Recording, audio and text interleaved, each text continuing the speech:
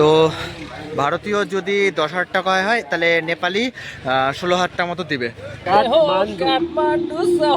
তো আমরা এখন কাঠমান্ডু থেকে যাবো। আমরা প্রথমে ছিল হিমালয়ের কাছে চলে আসছি, প্রায় 325 কিলোমিটার মতো রাইড করছি। এখন রাত্রি 9:50 বাজে। তো আমরা ঢুকলাম এখন হিমালয়ে। বন্ধুরা, welcome to my YouTube channel. তো আজকে আমরা আছি মুস্তাং, পোকড়া এবং যাব আমরা মুক্তিনাথ মন্দিরের দিকে। তো তার ভিডিও বানাবো, তোমাদেরকে অবশ্যই দেখবে, পুরো ভিডিওটা দেখবে, তাহলে অনেক ইনফরমেশন দেবো। তো মেন ইনফরমেশনটা যেটা হবে যে নেপালে কীভাবে পৌঁছাবো, নেপালের যে ভাঞ্চার কীভাবে করতে হয় এবং টাকা কত টাকা করে টাকার মানে আমরা ট্রান্সফার করবো সেটাও ভিডিও বানাবো, তোমরা দেখতে পারবা। তো আমরা আছি এখন নকশালবাড়িতে। তো আমরা বেরিয়ে পড়বো একটু পরে। তো এখানে তোমরা দেখাচ্ছি এই যে আমাদের বন্ধুদের গাড়িগুলো সব রেডি হয়ে গেছে সবার। আর একটা অসুবিধা হলো কি, আমাদের এখানে বৃষ্টিটা প্রচণ্ড শুরু হয়ে গেছে। তো রেনকোটটা পরে নিলাম। তো আগে দিকে যাবো এখন। তো ভিডিও দেখতে থাকো তোমরা। বর্ডারের কাছে চলে আসছি আমরা এখন।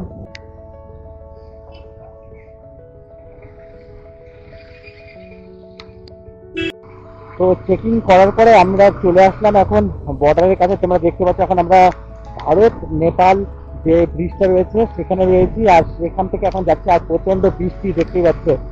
আর বৃষ্টিতে কি ভিডিও করবো, মানে খুব অসুবিধা হচ্ছে। আর এখন আমরা তাহলে এখন ধানচারটা করবো, সেখান থেকে আমরা চলে যাবো মুক্তিনাথ। বা প্রথমে একদিনে তো কভার করতে পারবো না, প্রথমে চলে যাবো আমরা জনকপুর, তারপরে ওখানে একদিন স্টে করার প্ল্যান আছে, তারপরে চলে যাবো আমরা পোখরার দিকে। তো এখন আমরা নেপালের দিকে ঢুকছি। তো বর্ডারে তো আর ভিডিও করা যায় না। তো এখন আমি আছি একদম প্রপার নেপাল চাকরবিটাতে। এখন আমরা যাবো ভানচার করতে। এখন ভানচার করবো একদম ঠিক ডান দিকে আছে ভানচার অফিস। তো ভানচারের দিকে আমরা ঢুকে পড়বো। এখন সামনে সমস্ত পুলিশ আছে। এখন আমরা ভানচার অফিস,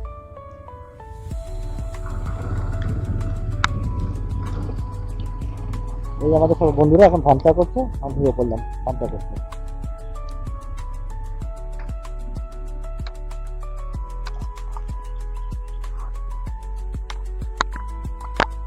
তো আমরা এখন ভানচার করে নিলাম। এখন এই যে ভানচার অফিসটা, ভিতরে তো ভিডিও করা যায় না।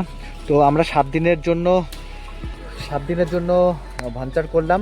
7 দিনে আমাদের নেপালি 1400 টাকা লাগলো, ভারতীয় ওই মোটামুটি ধরে নাও 780 টাকার মতো পড়েছে আমাদের।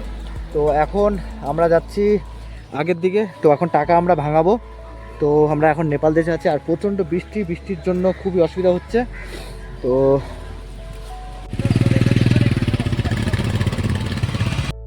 হ্যালো বন্ধুরা, এখন চলে আসছি আমরা কাকুরবিটায়। কাকুরবিটা একদম যে সাইনবোর্ডটা দেখতে পাচ্ছি, যে পিছনে সাইনবোর্ডটা, তার একদম ঠিক এই জায়গাটায় রয়েছে যে টাকা আমরা এক্সচেঞ্জ করব এখন। তো আমরা মোটামুটি 10-15 টাকা মতো এক্সচেঞ্জ করে নেবো টাকা। তো ভারতীয় যদি 10,000 টাকায় হয় তাহলে নেপালি 16,000 টাকা মতো দিবে। তো এই যে তোমরা দেখতে পাচ্ছ পিছনে, তোমাদের ভালো করে দেখাই দিটা, দেখতে পাচ্ছ এই কাকুরবিটা। এখানে বাস স্ট্যান্ড রয়েছে, তার একদম পাশেই রয়েছে। এখানে অনেকগুলো টাকা ভাঙায় এখানে, দেখতে পাচ্ছ এখানে। আর আমরা এখান থেকে ভাঙিয়ে নিব এখন টাকা। আমাকে দিল 13,000 টাকায় 21,060 টাকা। মোবাইলে রিচার্জ করব, যেটা আমরা নেপালের একটা সিম নিয়ে নিয়েছি। যখন পানি ট্যাঙ্কি হয়ে কাকুরবিটায় ঢুকবেন, যখন নেপালে প্রবেশ করবেন, তখন একদম যে আপনারা দেখতে পাচ্ছেন বাস স্ট্যান্ডের সামনে এরকম আপনাদের মোবাইলের দোকান পেয়ে যাবেন, যেখান থেকে আপনারা রিচার্জ করাতে পারবেন। ডকুমেন্ট লাগছে শুধু আধার কার্ড। আমরা কাকুরবিটা একটু পার করার পরে তোমরা দেখতে পাচ্ছ এখানে রাস্তা তৈরি হচ্ছে। আর এখানে আমাদের পুরো বাইক লাইনিং আছে। আর এদিকে দেখতে পাচ্ছ এইখানে একটা অফিস আছে, যেটা কি এখান থেকে তোমার অনেকেই যেটা জানে না, যেটা সবাই ভানচার করে চলে যায়। তো এখানে রোড পারমিটের একটা কাগজ করতে লাগে, সেটা অবশ্যই জেনে রাখো সবাই। এই দেখাচ্ছি তোমাদেরকে, এই দেখো। অনেকে জানে না, যেটা হলো ভানচার করে ডাইরেক্ট নেপালে ঢুকে যায়, সেটা করবেন না অনেকে। একটু আগে এসে এখানে একটা রোড ট্যাক্স দিতে হয়, যেটা 200 টাকা করে লাগে, 200 টাকা করে। তো আমরা এখন 200 টাকা করে পারমিট করে, মানে রোড ট্যাক্স দিতে হয়, সেটা দিয়ে যাবে, নাহলে রাস্তায় যায় কোনো প্রবলেমে পড়তে পারো তোমরা।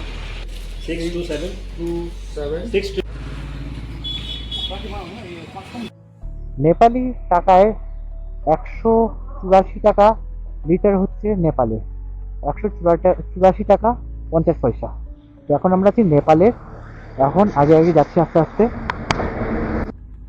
তো আমরা এখন পেট্রোল পাম্পে, পেট্রোল ভরা হয়ে গেছে।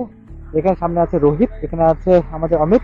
তো ওর গাড়িটা দেখো, আর প্রচন্ড বৃষ্টিতে আমাদের অবস্থা দেখো, পুরো পায়ের মধ্যেও প্লাস্টিক দেখতে পাচ্ছ, পায়ে প্লাস্টিক পরে আছি।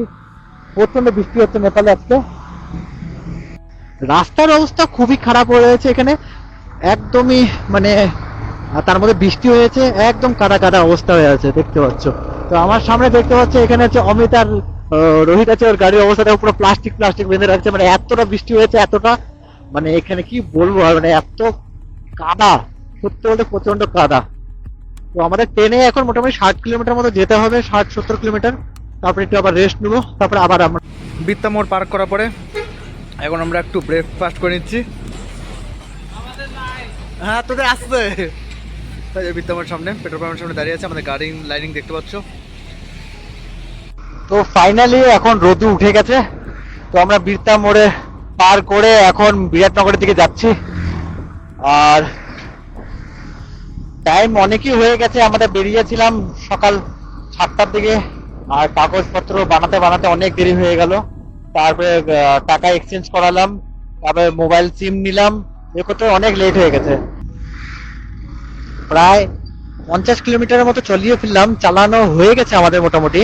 কিন্তু রাস্তার অবস্থা সত্যি বললাম খুবই খারাপ অবস্থা হয়ে আছে, পুরো রাস্তায় ভাঙা, অর্ধেক তৈরি, মানে এদের অবশ্য কাজ চলছে, কনস্ট্রাকশনের কাজ চলছে, কিন্তু রাস্তা যে আমাদের মোটামুটি এই টাইমে অনেকটাই 100 কিলোমিটার চলে যাওয়া উচিত ছিল, কিন্তু রাস্তা এতটাই খারাপ যে আস্তে আস্তে যেতে হচ্ছে, মানে পুরো রাস্তা বানানো হচ্ছে এখন। এখন আমরা নেপালে ঢুকছি, কিন্তু একটা আলাদা কান্ট্রিতে আছি আমরা। এটা যদি আমাদের ওয়েস্ট বেঙ্গলে থাকতো, আমাদের এত পুলিশ দেখতেছে রাস্তার মধ্যে, কিন্তু আমার আলাদা নম্বর প্লেটটাও আলাদা, তাহলে আমাদের সব জায়গায় দাঁড়া করা হতো। আমাদের যদি পশ্চিমবঙ্গের পুলিশ হতো, আমাদের তাহলে রাস্তার প্রত্যেকটা জায়গায় প্রত্যেকটা চেকিং এ দাঁড় করা হতো।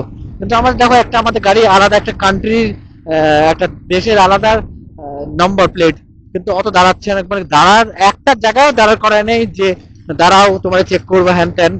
তাহলে ভাবো, আর আমাদের পশ্চিমবঙ্গ হইলে কতবার যে দাঁড় করা দিত আমাদের।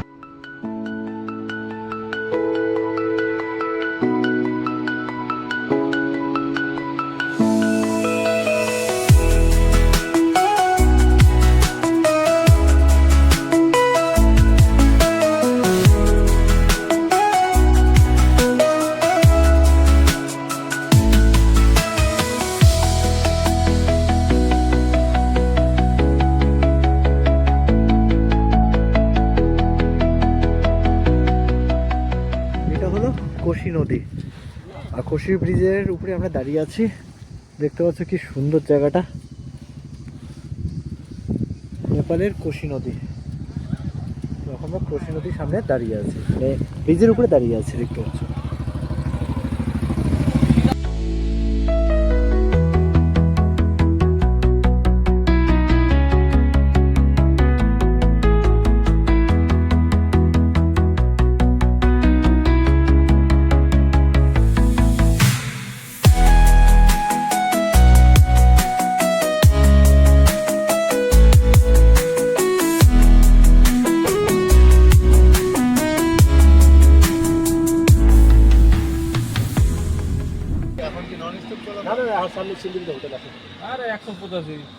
তো তাহলে আমরা কোথায় আগে কাঠমান্ডু যাচ্ছি? আজকে রাত্রে আমরা সিন্ধুলিতে স্টে করব, তারপরে কালকে সকালে আর্লি মর্নিং আফটার ব্রেকফাস্ট ওই মুহূর্তে কাঠমান্ডু।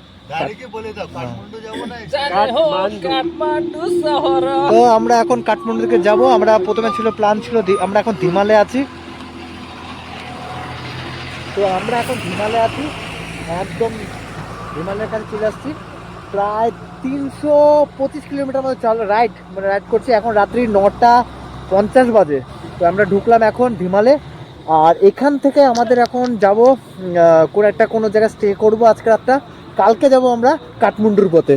তো তোমরা দেখতে পাচ্ছ যেখানে সাইনবোর্ডটাতে, দেখতে পাচ্ছ কিনা বলতে পারছি না এদিকে। তো এখান থেকে আমরা যাব এখন কাঠমান্ডুর পথে, সেখানে আজকে স্টে করব। ইয়েস, এই যে আমাদের ভাই রঞ্জিত আছে বুলেট নিয়ে, এদিকে অমিত, এখানে রোহিত, এখানে আমাদের সাগর ভাই, আমি Yes. अजय अजयको एउटा अरू एउटा अजय एकदम खास हो अझै। यहाँ म छु और हाम्रो अमित भाइले अगाडि गएको छ ल अहिले फेरि जान्छु हामी अहिले कोही ठाउँमा बस्छु अहिले लु